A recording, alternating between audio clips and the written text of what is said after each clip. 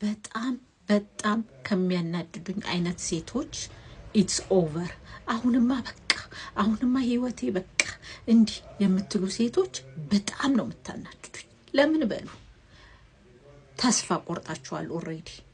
ሃኒ ገና እኮ አልሞትሽም። ህይወት በቃ የሚባለው ስትሞቺ ነው። ዛትዘት ገና ካሁኑ ተስፋ ቆርጣችሁ በቃ ባል ስለበደላችሁ ልጆች ስለወለዳችሁ ተስፋችሁ ቅሽምሽም ብሎ ቁጭ ያሉ ሴቶች ብዙ አላችሁ። የኔ ምክር የኔ ቆንጆ ኢትስ ኔቨር ቱ ሌት፣ አልዘገየም። ነገ ራስሽን ማስተካከል ትችያለሽ። ራስሽን በጸሎት በሞራል እዚህ ላይ በማስተካከል ራስሽን መቀየር ትችያለሽ። ዶንት ሴይ በቃ ወይ አሁንማ ህይወት ያለቀ። ሃሎ በ30 ተስፋ ከቆረጥሽ 40 ልትሆኚ ነው። በ40 ከቆረጥሽ 50 ልትሆኚ ነው። አሉ ጀግና ሴቶች አላያችሁም?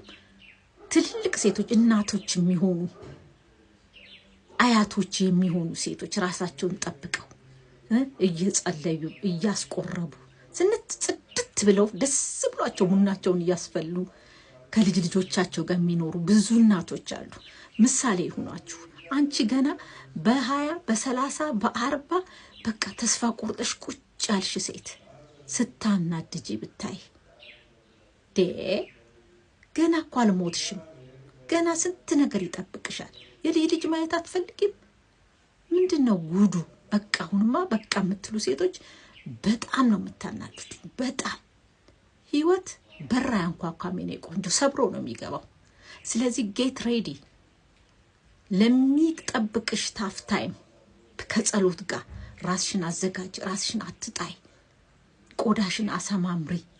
ሰውነትሽን ምትበዩን ውስጥሽ ምትከቹን መርጠሽ ቢ ስፖርት ስሪ እንጂ ዝም ብለሽ ቅሽምድ ብለሽ የምትኖሪ ከሆነ የኔ ቆንጆ ነገ ላንቺ ጥሩ አይሆንም።